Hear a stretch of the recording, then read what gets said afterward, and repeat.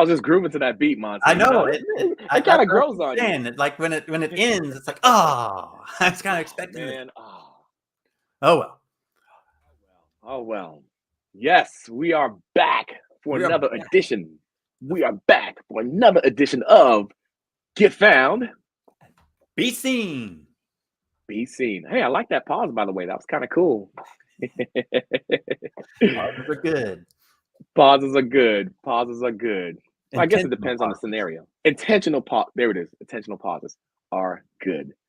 Yes. Well, looking forward to today, Monty. Really excited. Great to be back. Happy Monday, everyone. Yeah, And we're going to have happy some Monday. fun. Starting out the week with a little bit of Carl and Monty.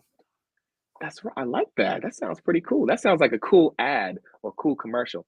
Hey, Monty, do you know I call for ads on the internet? I call them commercials. I can't help it with my entertainment background. These are commercials, man. right? When advertisements are seen, commercials. Yep. I agree. It just makes it more fun too, Yeah, it makes you think back of when ads were commercials. There were the only kinds of ads. I guess that's the thing is all commercials are ads, but not Right. all ads are commercials. But Mm. like you said, from your background, from a lot of us people in our age category, sitting in front of the TV, we know an ad, that's a commercial. Or in the radio ads, radio commercials, same difference. Right on.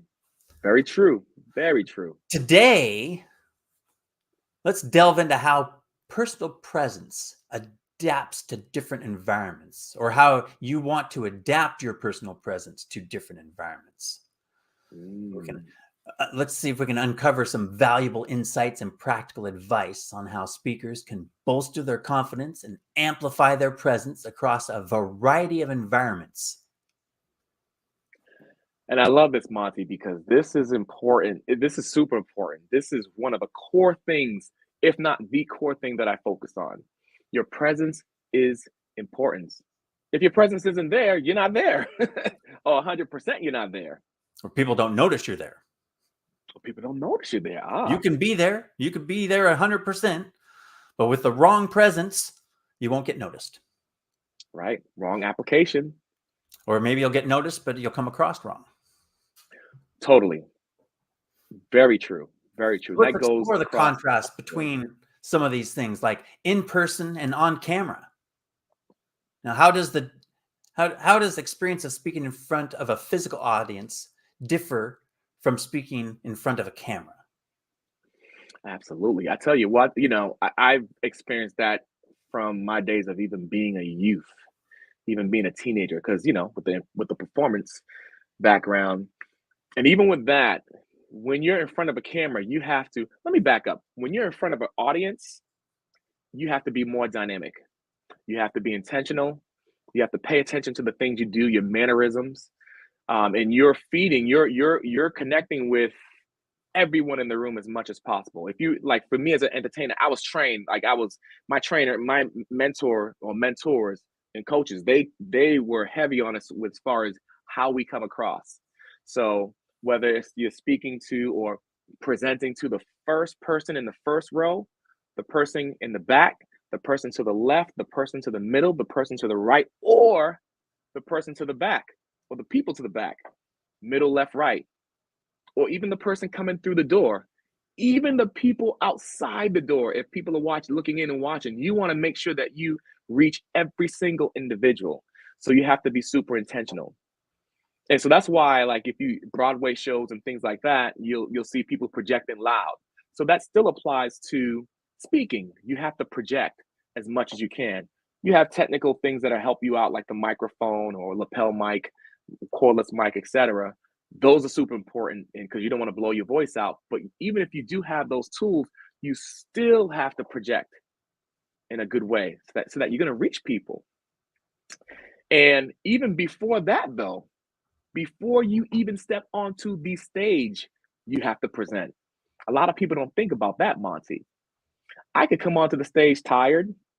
I could come onto the stage nervous, visibly nervous, with my head down, my shoulders down, my posture down, or I could come up and be up and be vibrant, be excited as I'm starting to come onto the stage to get to the podium or even get handed a mic.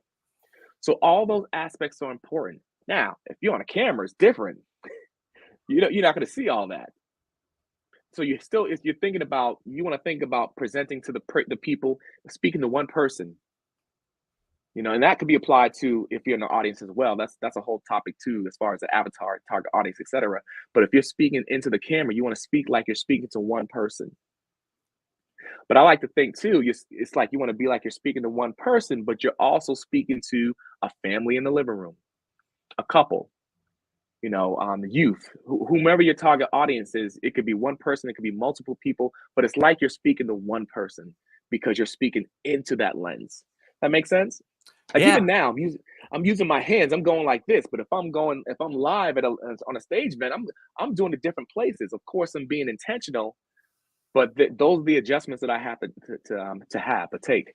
Yeah. So Yeah, I see that. I was going to say that the kind of the sum up of that I see is the difference between I need to be aware of an area or I need to focus in the lens.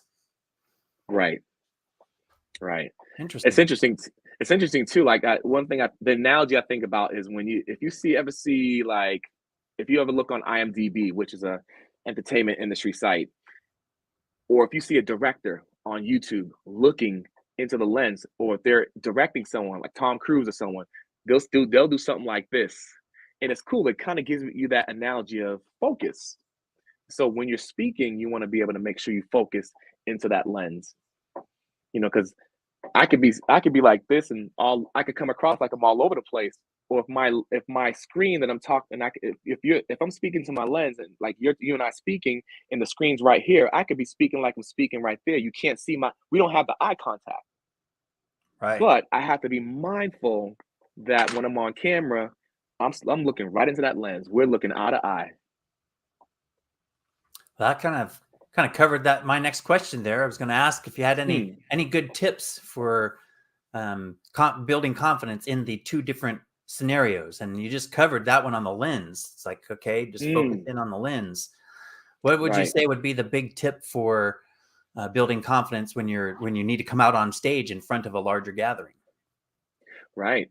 What I would say, and this even applies for the lens too, but practice. Of course, that's, well, practice. Everyone knows practice. No, but seriously, practice and put your whole self into the practice, because a lot of things, a lot of our core, the core, how do I say this? One of the main things that comes from our fears is the fear of the unknown. And the more we practice, of course, we have to know what we're doing and learn and be coached on what to do. The more we practice, the better we get. And the better we get, the more we understand, okay, oh yeah, I can do this. And so here's something that some people might say in reverse: do a mental rehearsal after you practice. I like to say that after, because if you do a mental rehearsal after, you already know what practice is like because you've been practicing. Some people might think do a mental rehearsal, but if you don't know what practicing is like, how are you going to do a mental rehearsal? So it's important to do a mental rehearsal after that and use your experience from your rehearsal and pay a lot of attention to it, because even if you haven't rehearsed a lot, even if you don't have a lot of experience, even when you're with your rehearsals, if you really pay attention to it, you will get a lot out of it, Monty. Nice. Yeah, that's a 3-step system you got there. I like it. Oh, systematized. Well, let's move on. Let's examine how personal presence may adapt across various group sizes. Our third question is Ooh. going to delve into the distinctions between speaking one-on-one versus a small gathering, or if you're in front of a large audience. So how do you think these dynamics influence the level of presence one needs to project? Ooh. Monty, that is a deep question because it does it on so many levels. When I think about a small setting, it could be one on one. It could also be, if one's trying to accelerate their growth, it could be one to one, like one to themselves as they're rehearsing and practicing. It could be 1 to 3, or one to a small group like 10 or 5 to 10. And so that might be more, most likely would be more of an intimate setting. Sure. Whereas if you have a bigger group, might have over whatever 25 people, 100 people, 500 people, way more than that. So there's a huge difference. So that what comes with that as far as my presence is my energy level, how I show up, because I can't show up to a small group like I would show up to a big group because I might come across as intimidating. If I'm gonna use the principles or the tools I'll use with a big group and I bring it to a small group, they're gonna be like, "Wow, calm down, Carl." But if I do it in the same vice versa, if I use the same tools that I'd use from a small group and I use it with a big group, I might come across as sheepish or not confident. And so even if I have confidence in that moment, I'm not going to come across that way. So it's important for me to be mindful. Those are big differences. So it's all about, in my mind, it's all about the energy level that you bring. If you're in a small group, you don't want to be intimidating, and you also want to be energetic. But if I'm in a small group, I might sit down and have a conversation. I might treat it more like that, or sit at the edge of a stage, or even if I'm standing, I might do things like leaning forward. Those are some tools that I use that helps me to be able to express my message to people without coming across as intimidating. Larger group, I'm gonna move bigger. I'm So gonna I'm move bigger. hearing you're describing a difference between confidence and charisma. Mm, So you could come onto a large audience stage with plenty of confidence, but if you don't have that charisma going to project out to that last group or the last people in the large group, but if you take that into the small group and you're projecting out to the last people, you're projecting out beyond your. And so yeah, they could be whoa. right. Right. So yeah, you Absolutely. and so you've already the second half of that question was going to talk about different strategies and tactics, and you kind of Mm, already jumped right in there and covered that because that's that's mm, that's key. That identify, okay, I'm just one on one. My tone of right, my voice, the level of my voice, the the right, the movements of my hands. When you're talking one on one, you're doing more of this. When you're talking to 10 people, you might be like this, and if you're talking to right, 100 people, you might be like this. right, right. But if you're doing this to one person who's standing right in front of you, they're going to be like, whoa, step back, buddy. What did I do? Are you mad at me? Or are you on something? Tone it down. Right, exactly, dude. What in the world? And, it's interesting, Monica. I love this topic. You know why? Because there's so many nuances to it. It's like some things are so. It's like our joint and marrow of our bones and our joints. You know what I mean? It's so connected, and it's so. These are things I love paying attention to, and I'm constantly studying it out by experience, and trying to get my hands on things I can and read about and learn, because there are a lot of nuances to it, and one of the most important thing is people move differently. People show up differently. And so the person learning it has to learn it, one, but also kind of experiment and figure out, how does this work for me? How does this apply to me? Yeah. Yeah. Like you said, everybody's different. And so that joint analogy is really cool. Everything's connected. Mm, All your fingers and everything is in your wrist. It's all connected. It's not coming apart. But is it like this? Is it like this? Is it like this? Like this? Like this? I mean, just so many different ways. And which right, way's right? That depends. Are you grabbing something? Are you handing something? Are you feeling something? Yeah. right, Yeah, you have to adapt. And then one person, the way they hand something to you compared to another person. Each person has so unique outviews. right. And it's connected to your intention too, like how you want to, that's even when I talked about the mental rehearsal, there are steps you got to take too with doing that too. Like you got to think about your intention and the feelings you want to project, and you being honest with yourself too. Like, hey, this isn't me. Well, yeah, this is me. Or third alternative, this doesn't feel like me, but it is me, but it's just uncomfortable right now. I have to grow into it. Yeah, you mentioned You know, earlier that being uncomfortable is because you haven't done it. So practice means the more you practice, the more you do it. So therefore, the less uncomfortable you will become. Right, right. And we got some people in the house too, Monty. Do Parakeeta, we? hello, hello, hello. Parakeeta says, so true. Presence is so important. Thank you. You are welcome. And then Parakeeta also said, I would run away if I saw all those big movements. That's exactly what I was describing, man. It's like, whoa, you're gonna smack me in the Exactly. head or something. Exactly. Oh, don't hit me. Watch out. Wait a minute now. Don't spill anything. Don't knock over my juice or whatever. So, but it's really amazing to be able to explore, in on a very basic level. This is human condition. This is how we express ourselves, and everyone does it. It's just that a lot of people aren't comfortable with it, which is okay, but you can get comfortable with it. But you can get comfortable. Absolutely. Yep. Yeah, so Cool. Well, now, good stuff. now let's explore the impact of the environment itself. So, like, how does the physical setting affect an individual's presence and confidence? Wow, that's a really, really good one. How does the setting affect? Well, it all depends, I mean, sheesh. I tell you what, there are a lot of small nuances, like even temperature. The can. So let's bring it back a little bit. Let's go. Let's talk about the camera first. Can we do that? We'll go to Yeah. camera, and then we'll go to the small group. Then we'll go to live. Would that be All right. helpful? Let's do it. All right, let's do it. Let's go. Let's get in the car and go. I'm sitting down today, so. um, so as far as with the camera, it's important to think about where you're at and what your environment is. Like, if you could be on camera, you could be walking. You could be doing a walk. You could be doing a Monday moment with Monty. You could be in your car or walking or in your office. And the important thing is that you just have that at the end of the day, no matter what, having that communication with the camera, like it's speaking to your target audience, that one person, your avatar, and you're having that intimate conversation, because that's important, because you want to make sure that with your message, they get your message, one, but two, you want to make sure that they can get your authenticity, your intention with what you're saying, because people will remember how, what's that saying? People remember not always what you say, but how you made them feel.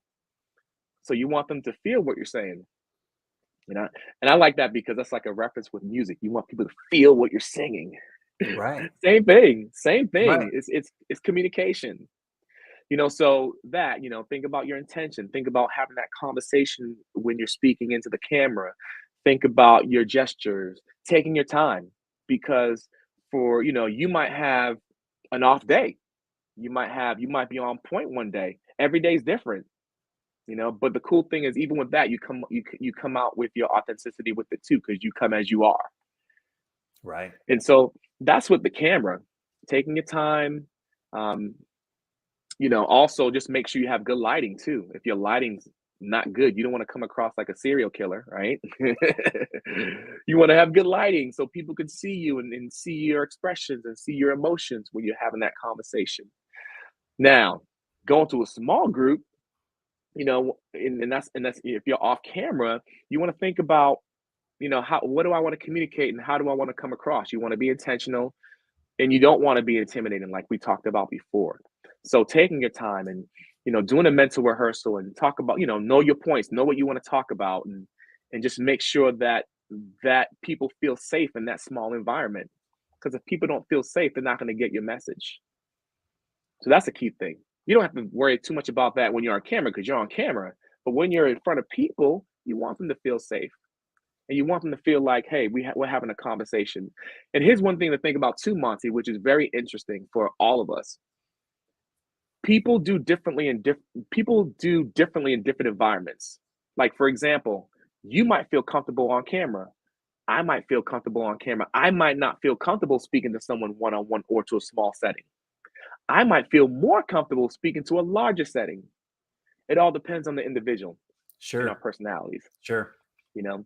But that's the thing as far as with a small group. Now with a larger group, you want to think about, temperature and things like that could come into play too. Because if the auditorium's cold, man, you might be on fire with your message.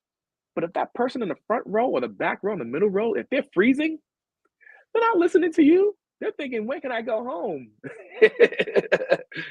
you know so one thing, if you have a team, you want to make sure you want to make sure that, hey, the environment is nice and comfortable for people, because you're the one giving the message. Especially if you're giving a keynote, you're giving a message. You want to make sure people get that message, and you deliver that value for people. So the environment of it, being good temperature, you being dynamic, you taking your time. When you first come onto that stage, like I mentioned before, make sure you take your time. Make sure that you think about how you want to present yourself. Some people come on stage with music, and to break the ice, they might start dancing or something, do some crazy dancing, whether they could dance or not. That's cool, because that creates an environment of, oh, hey, we're in this together. Hey, even if I'm nervous, okay, it's all good. We're going to have a great time. And at the end of the day, that's what all of us want, right? We all want to know that everything's going to be all right, in any kind of conversation, right? So those are the things I think of. And then also, just make sure at the end of the day, no matter what kind of message you give, just make sure you have clear sections of your message. Make sure you have a good beginning, a good introduction. Make sure you have your section solid, and make sure you have a great closing that's solid, that gives people vision, or drives home the point, or gives people a hope of what to come next, or give people a great call to action, as we would say, right? Yep. So those are the things I think about in all those settings. I hope I said all that clear, but Yeah. Yeah. I think really that interesting. boiling that down, it sounds like comfort, yours and the audience. Like you said, now on video, you're not too worried about the audience because they're on the other side of the camera and they can figure out their own comfort. But when you're Right. in a live setting, maybe you do want to think about that. Hey, it's awfully cold in here. Could we turn on the heat before I get up on stage so people can listen to me? Right. Yeah. Oh yeah. I mean, I've because one thing I like doing too, when I'm at events, one of my favorite things to do, which is kind of weird for some people, or it comes across as weird to some people, but I personally love it. One, I like to think of my feet. So I'm in the back. I'm in the back taking notes. At any type of event, a lot of times, sometimes people can think of, okay, the people in the back are the ones who aren't paying attention as much. Not true. Not always true. So for me, I'm a fan of being in the back, taking notes, getting as much as I can get out of whatever's going on in a whole scenario. But I could pay attention to who's cold. I could pay attention to people's, even though I'm not in front of them, I'm in back of them, but I'm looking around and seeing their faces. I'm looking to each side of the room, and I'm paying attention to how they're responding to an event. That's one of my favorite things to do, because I like to study people. Because if I could understand people more, I can deliver better and Sure. serve them Yeah. better. Getting a feel of the crowd before you get up in front of them is a great advantage. Now, if you're the first speaker, that might not work out so well. You're the one breaking the ice for everybody else to see what's going on. Right. So that would take a Oh, different strategy, a different tactic. right. But still, the comfort part. And that in that scenario, then you'd be more focused on your comfort. What can I do to make sure that I'm comfortable so that when I'm presenting, people aren't distracted by, boy, he looks uncomfortable. He looks cold. He looks unconfident. Just Mhm. be comfortable and know that you are providing value. Right. Oh, he looks mad. Right. Yeah. Yeah. Well, I mean, of course, it depends on the presentation too, because if you're Right. presenting something about the government's doing some new law and you're going to have to do stuff True. you don't want to do, well, then Right. maybe being all upset and agitated over it. Can you believe this? Would be Right. the right way to be. So Right. again, there is no one right answer. It's just a matter of analyzing the situation, but being Right. comfortable, that's pretty universal. Right. Right. I love that. I love what you said, comes down to being comfortable. That's awesome, because it comes, and it also comes back to the value you're giving to the people you're serving. And so it makes it about them. So that's a great observation, Monty. Love it. So let's see. We've talked about camera and live. We've talked about the size of the gathering that you're speaking in front of.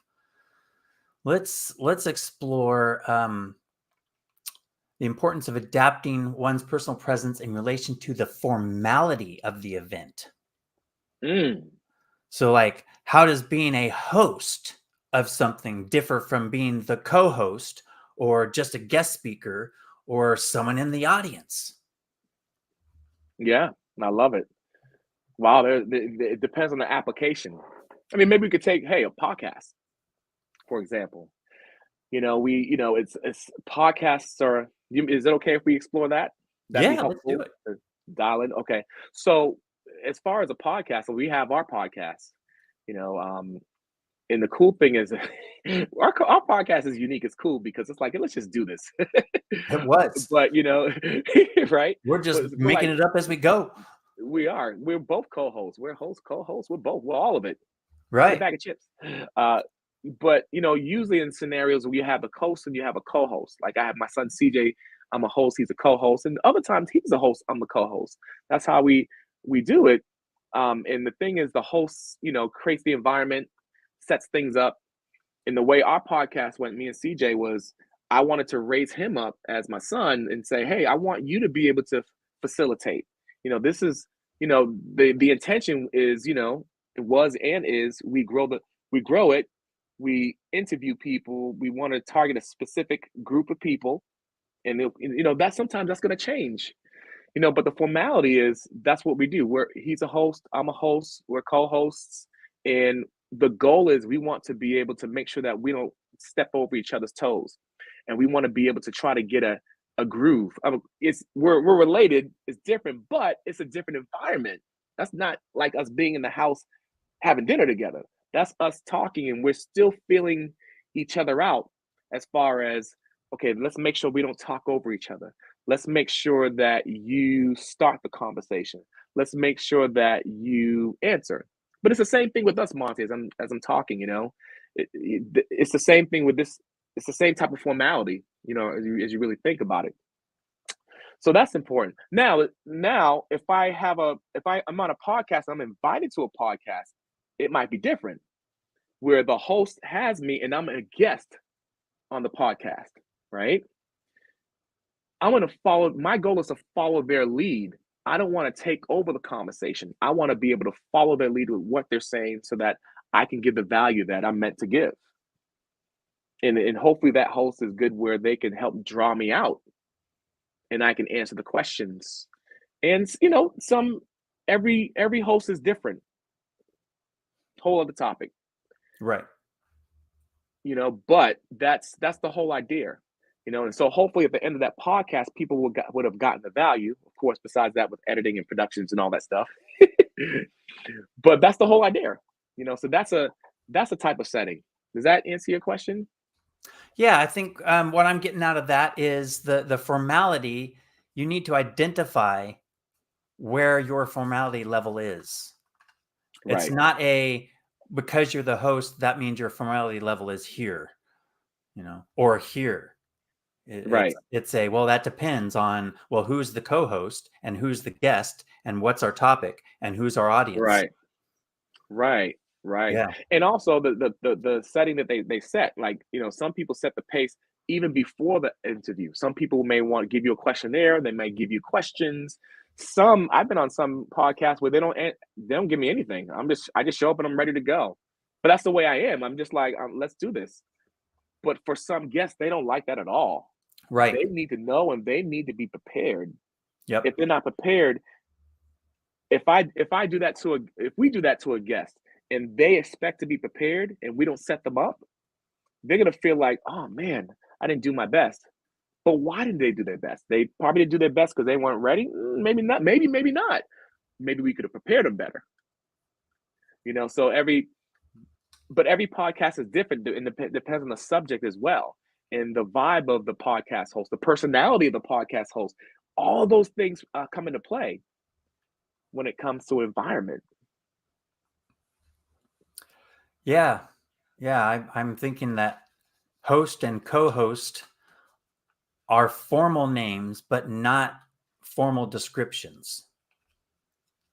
Because you talked about how a good host is going to draw out from you. But, and so it depends. If you have a co-host and then a guest, then your dynamics are even more intricate, and who's going to step on whose toes or talk over somebody else or that sort of thing. And And then the other thing that you said was about preparing. And so in some cases, I've heard where the host and or co-host meet with the guest 15, 20 minutes before the show starts so that they can build a rapport and figure out that talking sequence before the show actually starts. So Right. again, depending on comfort level, because we want to be comfortable. Right. And other people are, like you said, just let me just jump in. I don't want to spend a bunch of time talking about talking. Let's just talk. You're right. Right. And You're other right. people like, but if I don't organize my thoughts ahead of time, I'm not talking. I'm just babbling. So yeah. Yeah. Again, And I think most of this whole episode boils down to if we had to pick one word that summed all of this up, I'd say it has to be comfort. right. It's funny you Comfortable. said that. It's funny you said that because I was going to say comfortability. Yeah. Creating that and create, and just how can we? Well, a good question to ask is how can we make each other feel comfortable and without forcing it, being organic, Right. but how can we raise up, for lack of better words, how can we raise up this conversation? How can we make this conversation great? What are the steps that would it take to make this conversation great? Again, because it's great, podcast, it's conversation. Right. Yep. Yep. And there's the podcast, you have a lot of conversation. There's another difference that we haven't touched on. Maybe we could do a different show on that. But the concept Mm. of conversation versus presenting, an Ooh, yes, let's interactive do. presentation versus just a presenting. I love it. I love it. Yeah, we should definitely do an episode on that. I think that'd be so fun. I'll tell you what. Well, I'm going to write that down. Oh yeah, let's go. And if you guys think, if you're listening, if you think we should do that, comment. Let us know. Yeah, let us know. Or if you got something else that you'd like us to talk about, comment that. We'll add it Yes, to the list. yes, indeed. I love this conversation, Monty. This is important. This is I believe that this is one of those conversations that not it's not so much one of the sexy conversations, but it is the one of the most important conversations because how you show up is so important. The how, so important. That's the core. It's one of the core fundamentals. And Right, that, I think that fits right in with that comfort too. That's a core. Because if one person out of the group, whether it's host, co-host, guest, or audience, if any one of those people feels uncomfortable, it detracts. It might not right, ruin the show. It might not stop the show, but it's going to right, detract from it. It's right, not going to be it's not going to fulfill its potential. Let's put it that way. right, Rather than detracting, it's just not going to be as great as it could be. right, right. And there is a level, in my opinion, there is a level of edutainment in there because when you're on a podcast, or a lot of these mediums, you're educating, but there's a level of edutainment. Not s- and people think about edutainment like dancing or laughing or whatever. All that stuff is great, quirkiness, all that stuff is great. But just the experience of human conversation is edutainment as well, in my opinion. One entertainment, and as we say in the business world, edutainment, because people are getting to witness two people or three people or however many conversate and get to certain points and get to the finish line in a conversation, and it's so important. And that's the amazing thing about us being human beings. We get to have conversation, and we get a chance to grow and help each other level up. I like what you're saying there. So, entertainment and education. So, entertainment is just something that you enjoy. Sometimes people think it's fun, but I don't think that entertainment has to be fun as much as just I enjoyed it. Because watching a good show, was that fun? Fun is, I think of fun more of with physical activities rather than Yeah, with visual or so the whole edutainment part fits more into that enjoy type of thing. So right. yeah, just interesting Yep. defining some of these things and then applying these new definitions to my Right. life and go, oh yeah, I see how that is correct and how that is accurate. And now I can see how I can take that and apply it to the future and improve my results. Right. Right. And it's like it's cool because it's and we talked about the edutainment. It's like you watch certain shows. Some are funny, some are sad, some are serious to make you think. All of it's entertainment. Right. And so that can be applied with what we do with the edutainment. It's like different conversations we have, even us talking and you seeing my mannerism. I might lift my eyebrows up and you see the lines on my forehead. Subconsciously, that's entertainment to people because they're studying. People are watching and studying or listening, and there are smaller nuances. But that's getting deeper. We're getting deeper topic, but it's true. It's all edutainment, Mm-hmm. and people get value from it. Well, just rolling that back a little bit and applying the let's keep it simple. So just that, be comfortable with what you're doing and try and present it in a way that is enjoyable. Right. So it doesn't have to be like entertaining in the sense of I'm watching the night talk show or I'm watching this TV series or something of that nature. Education can be entertaining and enjoyable if Right. you're interested in the topic and it's being presented to you in a way that is enjoyable. Just Right. redundantly use a word over and over again. Enjoyable, digestible. Yeah, And, you know, and you can keep it real. We got to use the techniques that we're taught. The techniques are important because like if you're doing stuff on camera or even on stage, it is helpful to have training with it. It does help support you with getting the message across to uplift that message so that people can get value. sure. Sure. But if you don't have training, doesn't mean you can't. Right. Training is Go with what you helpful. have. Yeah, It's exactly. helpful. It's a Yeah. tool. It's a It's a tool. tool. Yep. Yep. And it can help you be more comfortable. Right. Comfortable, confident, If and if if it no, go ahead. Finish up. honestly, it could help you. It could help you with those things, but it could also help you to help others to feel comfortable as well. Because when you're in a position of giving a message, you're also leading people with the Right. message to get to understand so that they can grow and they can get value in their lives, so that you can help them. And I learned this with even being a movement coach. You know, working with celebrities. People see them on TV. They're like, "Wow, oh my gosh, I can't believe you do that," but they get nervous too, they get scared and uncomfortable too. So they depend on coaches coming in to help support them so that they can be the best version of themselves. So it's a good natural thing to get the support you need and to even if you know a few tools or a few tools to be able to apply them and do your best to help other people feel confident and comfortable as well. Then everyone walks away happy, Monty, Just passing it along. passing it along. That's it. Yeah, well, That's everything it. that you learn, you know that there's someone else that you could help learn that too. Right. We're talking about how Right. everybody's different, every situation is different to a point, but there are people just like you, just like me Right. out there, Right. and even that, it's like, okay, so they're not just like me, but the core fundamentals are. And so Right. therefore I can help them because I figured out how to get past this obstacle that was holding me back. So therefore I have this knowledge and I can keep it to myself and use it. Nothing wrong with Mm, that. But if you right. share it, it amplifies it. Right. Not only Amplifies does it. it amplifies it for the people you're sharing it with and for you. Right. Even though you Right. learned it, some things you need to relearn. Some things you'll learn more about it, and some things you'll just ingrain it more. Right.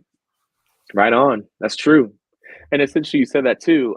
Yeah, it's interesting with life, with our human experience, because yes, we are different and everyone's different, but at the same time, we're the same in so many ways.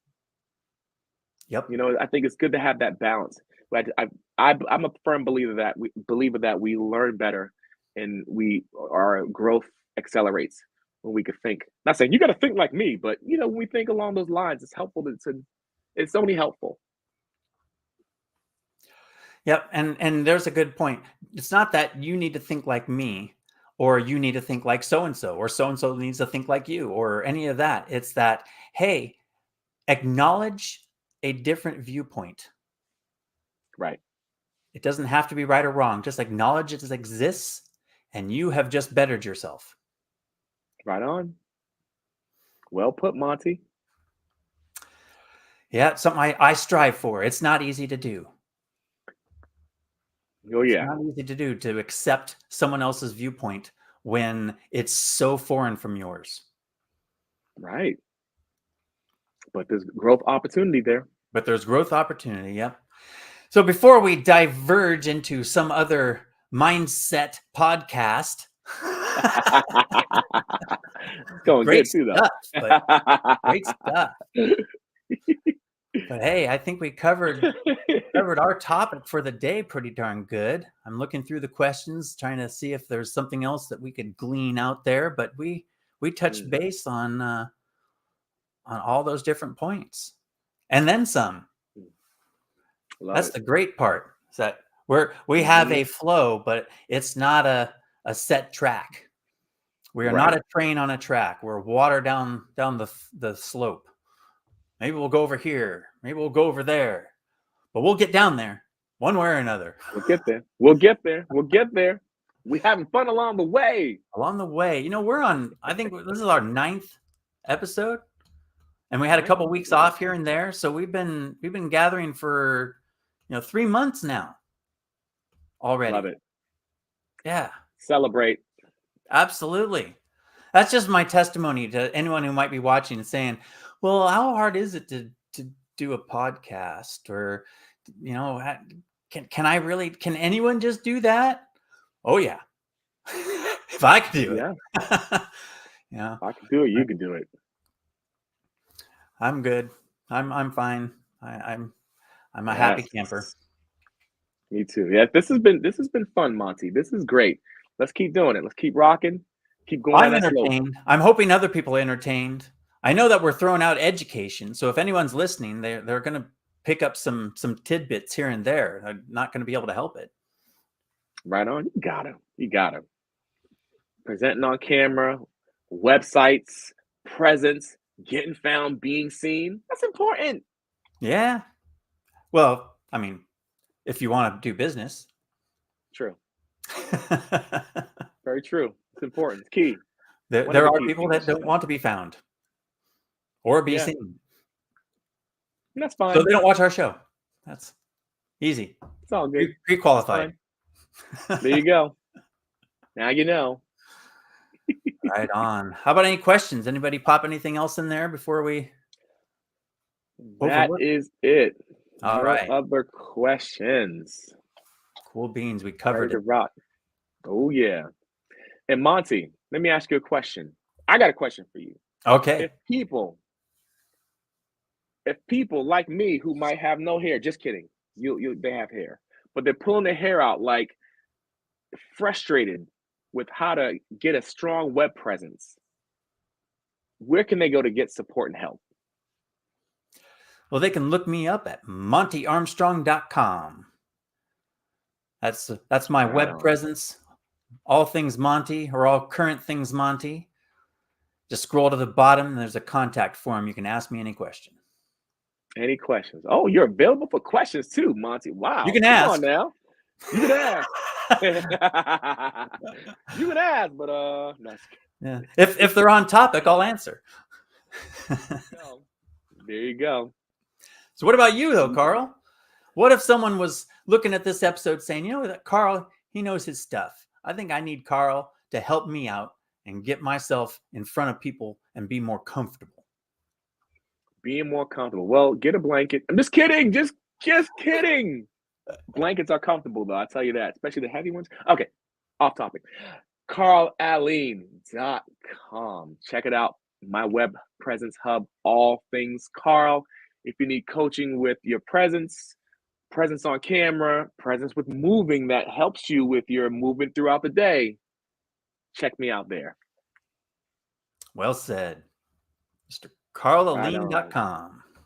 Let's go. Well, this has been Awesome. another edition of Get Found And be seen. Monty, you are the man. And you are too as well, Mr. Carl. Thank you. All right, everyone. We'll see you soon. Great. Thanks for joining us. Thank you.